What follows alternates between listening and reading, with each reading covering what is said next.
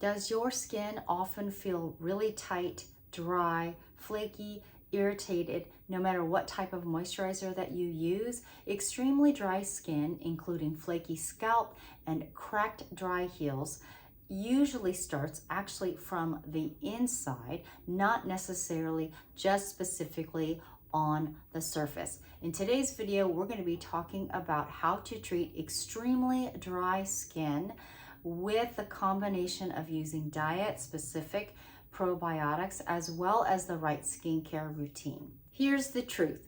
You can't fix extremely dry skin with creams alone.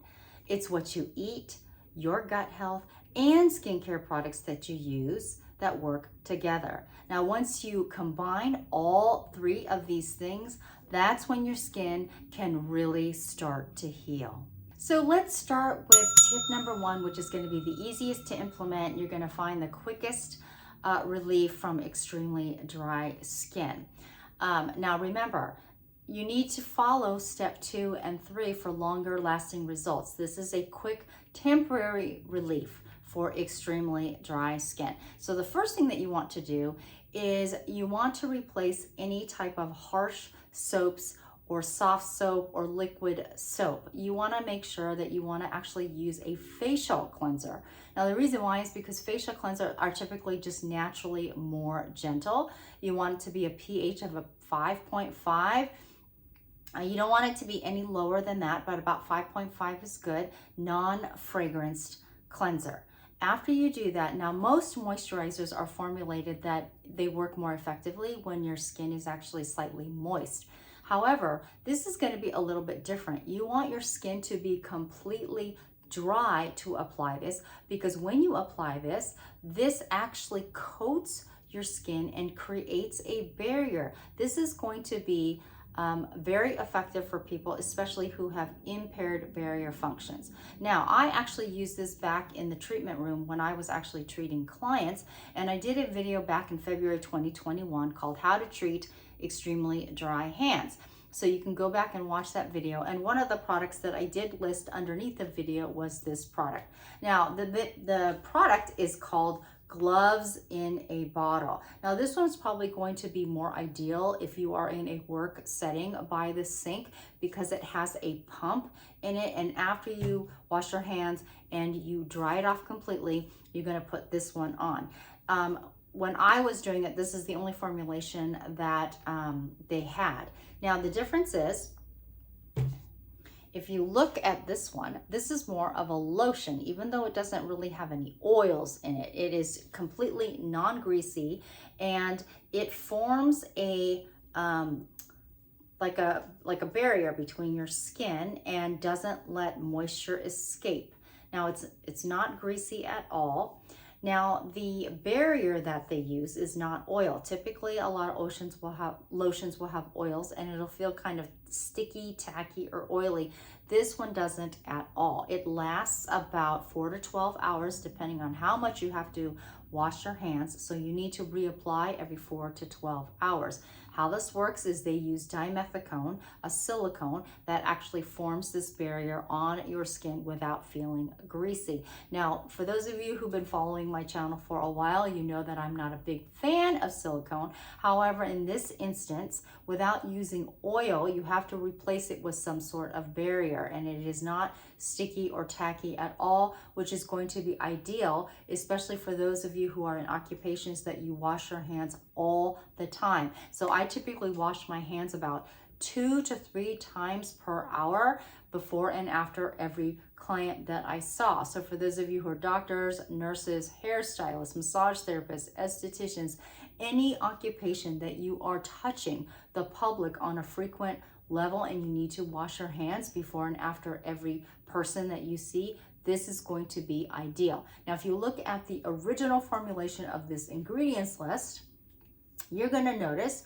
that it doesn't have a lot of natural ingredients in there. So this is specifically formulated for the hands. Now, the newer formulation that they have, this one comes in, instead of a pump, in more of a flip top, as you can see. Now, unfortunately, they did not have this when I needed to use this every single day, all throughout the day. This one is called Gloves in a Bottle Botanical. This one, if you look at the ingredients right here, you will notice that the ingredients are a lot more natural and plant-based. The texture of this is also very different. Instead of more of a cream texture, you're gonna see that it is more of a cream gel texture. So it's a lot lighter. And this one is going to be more ideal for those of you who want to apply it on your body, your hands, as well as your face.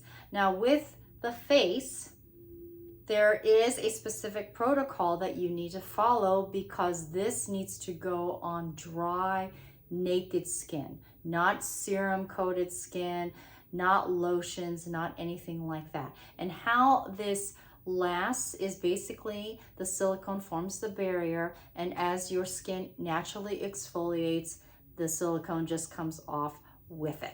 Okay, so it does feel a little bit, both of them are non-greasy at all, but this one has more of a water feel versus a creamy feel. So what's the difference between the original formulation of Gloves in a Bottle and the Gloves in a Bottle Botanical is basically this one is recommended for more inflamed, sensitive skin. You can use this one on your face, your hands, and your body. It does have 5 plant ingredients of yarrow, arnica, aloe vera, chamomile, and comfrey. So they do offer some specials or some bundles. If you're interested, I'll put the links in the description below. Okay, so now that we discussed the easiest tip to do, although temporary, now we're going to talk about tip number 2, although it may be a little bit more difficult for some of you to implement, but longer lasting, and that is to increase the omega-3 fatty acids in your diet. This is essential to skin health. Studies have shown that countries that actually have a high consumption of omega-3 fatty acids typically have a very low occurrence of eczema, psoriasis, and dermatitis. And typically those people have shown in their skin cells to have low levels of omega-3. Now, one of the reasons it may be difficult is the average Western diet is very low in omega-3 consumption and much higher in omega-6 consumption. Now, wild salmon is known to have very high amounts of omega-3. Now, farmed salmon actually has higher amounts of omega-6 versus omega-3, which is why I recommend wild salmon or other fatty fish, including mackerel. Now, for those of you who don't like fatty fish, you can also increase your consumption of omega-3 fatty acids. I would recommend the ground flaxseed, walnuts, as well as chia seeds over the fish oil supplements unless it's cold press, because the process in which they extract the omega-3 fatty acids is very similar to how they extract oils from seed oils, which is why it can be inflammatory. Okay, now the second part of this tip is apply the ACE bandage. A, C, E, D, and B for bandage. So vitamin A, E, and D are all lipid soluble, which is why you need some fats, including omega-3. Now, vitamin A is essential to helping your skin turn over quickly, especially as you're older, because then it helps heal the skin a lot more. When your skin actually turns over at a healthy rate, then you have nice glowing skin. Now D, if you're deficient in this, which a lot of women are as we get older, is they start to form dark circle or shading around the eyes, and especially on the eyelids or lining of their eyelids, as well as hyperpigmentation, and their barrier, the health of their skin barrier is compromised. E, I would recommend those of you who have postmenopausal skin, especially if you're experiencing thinner skin, is to eat a good amount of blanched almonds, which have a good amount of vitamin E, because when it's blanched without the skin, then you don't have any problems with lectin. Now, I covered A, D, and E. Now let's talk about vitamin C and vitamin Bs. Now, both of those are going to be water soluble. Both of them lends to slower aging of the skin and are antioxidants. And so vitamin B is essential for skin health, as well as vitamin C to help with neutralizing the reactive oxygen species that ages our skin very quickly. Now, for those of you who are still with me, you will be rewarded with this tip because this is directly related to healing your skin barrier for the long term. Now, it may take a little bit longer, but your skin actually heals. This tip is actually directly related to your skin keeping hydration in, and it actually can protect you from developing skin barrier related issues such as acne, rosacea, eczema, psoriasis, even sebaceous dermatitis. Now, you can take all the vitamins and supplements and have the right skincare, but if your gut lining is not healthy, then the delivery system is broken. So I'm going to tell you about some very specific strains that you need to take for specific skin issues. Now, here is a disclaimer. I don't want you to think just because you're going to pop a couple of these probiotic strains that everything is going to be great. I do have several clients that actually had really bad psoriasis and eczema, and after getting all of their history and changing their diet and working with them, their psoriasis or eczema and even sebaceous dermatitis actually healed. But the disclaimer is it's more involved than that. So before you stop taking your medication and taking probiotic strains, you need to have your health evaluated before you do this. However, if you do take several of these specific probiotic strains, you will definitely see an improvement in your skin barrier. Now, for those of you who have skin conditions that include dry, inflamed skin, such as psoriasis, eczema, or certain types of dermatitis, you may want to increase your Bifidobacterium longum. This actually not only helps with skin moisture, but also helps with your skin's immune system. Okay, here we go. There are 2 specific probiotic strains that have been shown to increase ceramide production in the skin.